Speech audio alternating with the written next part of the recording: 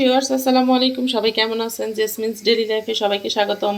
চলে আসলাম আজকে নতুন একটা রেসিপি নিয়ে। আর এটা হচ্ছে অনেক সহজ এবং ঝটপট একটা রেসিপি। আর এটা হচ্ছে ক্যারামেল চা। যদি আমি ফার্স্ট টাইম ট্রাই করতেছি, ভাবলাম যে আপনাদের সাথে শেয়ার করি। সবাই সাথে থাকবেন। আর এই ক্যারামেল চাটা তৈরি করার জন্য প্রথমে আমরা একটা চিনির ক্যারামেল তৈরি করে নেব। এই জন্য আমি দিয়ে দিলাম চিনি। এখন এটাকে চামচের সাহায্যে নেড়ে নেড়ে এটাকে ক্যারামেল করতে হবে, যাতে পুড়ে না যায়। এটা লাল হওয়া পর্যন্ত ক্যারামেল করতে হবে। ক্যারামেল তৈরি করে লাল না হওয়া পর্যন্ত নাড়ানাড়ি করতে হবে। আমার চিনির ক্যারামেলটা অলমোস্ট রেডি হয়ে গিয়েছে। তো আর একটু লালচে লালচে হলেই এখন আমরা এটার মধ্যে দুধ দিয়ে দেব। চিনির ক্যারামেলটা রেডি। এবার আমি এখানে দুধ দিয়ে দেবো।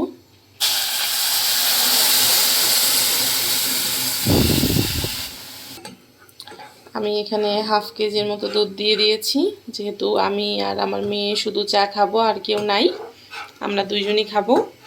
এই জন্য জাস্ট আধা কেজি দুধটা দিলাম।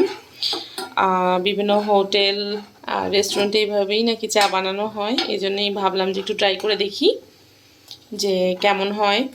তো শুনছি অনেক টেস্ট হয়, দেখাই যাক। হ্যালো।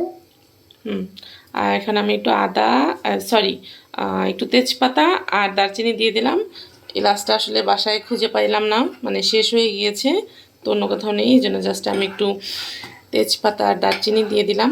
তখন এটাকে ভালোভাবে নেড়ে চেড়ে নিতে হবে। এবার আমি আরেকটা মিশ্রণ তৈরি করে নেব চায়ে দেওয়ার জন্য।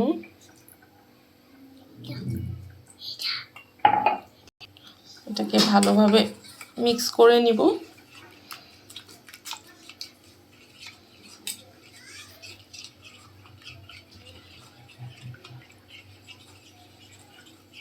আর অলমোস্ট দুধ জাল হয়ে গেছে। এই পর্যায়ে আমি দিয়ে দেবো সেই বিস্কুটের মিশ্রণটা।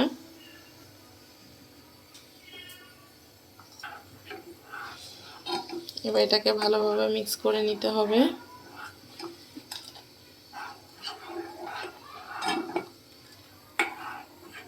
এখন আমি দিয়ে দেবো চা পাতা।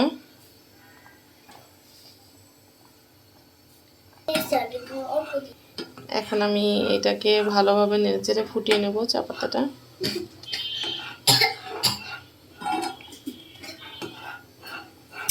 এই যে আমাদের ক্যারামেল চা রেডি। এখন এটা ছেঁকে নিলেই হয়ে যাবে।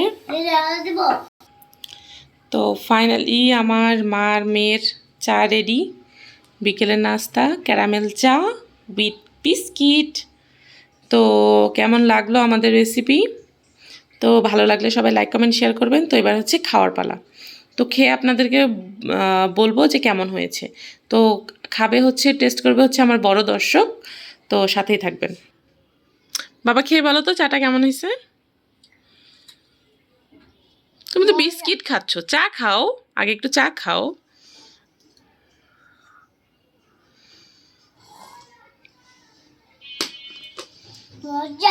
সত্যি অনেক মজা হয়েছে। তা আম্মুকে একটা ধন্যবাদ দাও, বলো থ্যাংক ইউ। থ্যাংক ইউ আম্মু বলো। Thank you, welcome. Thank you তুমি বলো, ওয়েলকামও তুমি বলো। তাহলে আমি কি বলবো?